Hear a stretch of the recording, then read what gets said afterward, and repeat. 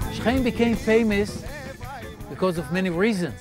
One of the reasons is that according to the Bible, Joseph, the son of Jacob, was buried here in Nablus, in Shchem. And for hundreds of years, Jews from all over the world came to pray here in Nablus, near the tomb, near the grave of Joseph. This is the tradition. Can this tradition be approved by archaeology? Yes, indeed. Because according to the Bible, in the book of Joshua, Joseph was buried in the field near Shchem, which Jacob bought when he came back to the land of Israel from Babylon. And according to the Bible, the field was to the east, a little bit to the east of the city. Now, in the book of Joshua, it is written that Joseph was buried in the field that Jacob had bought hundreds of years ago. And that field is to the east of the city. Now, if we look down, we can see the ancient site of Shchem, of Nablus, with the walls surrounding the ancient town, and with houses and palaces and temples in the site itself, and a little bit to the east, about 300 yards to the east, we can see the traditional site of the tomb, of the grave of Joseph.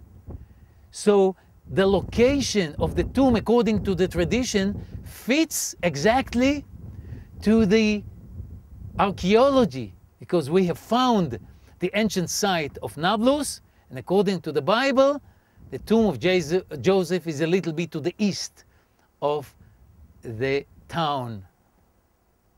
Now, the question is why Joseph was buried here in Nablus.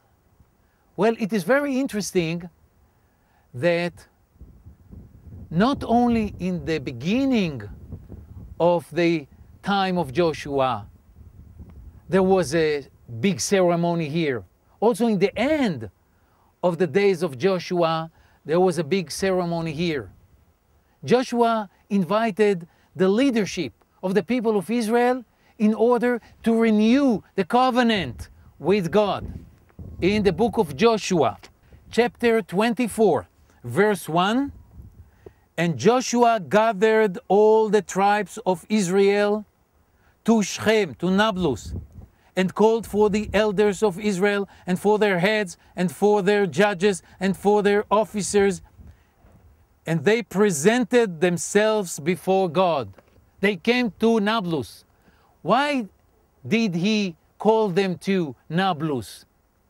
In order to give them a chance to decide if they want to continue with the covenant with God or to leave, to break the covenant.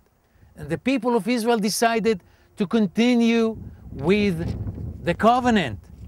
It is written here, and the people said to Joshua, "The Lord our God we will serve, and his voice will we obey."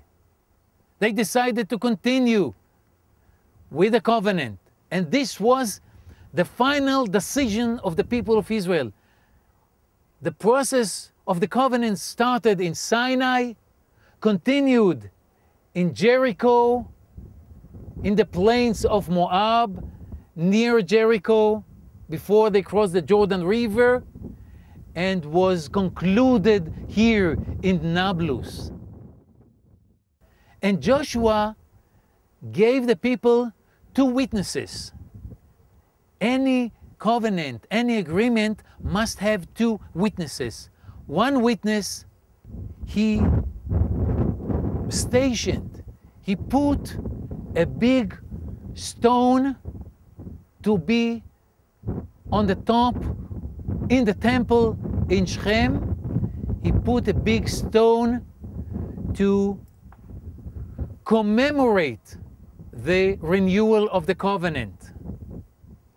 By the way, the archaeologists found a temple in the ancient site of Nablus, and we can see in the edge of the temple, we can see a big stone. Very interesting.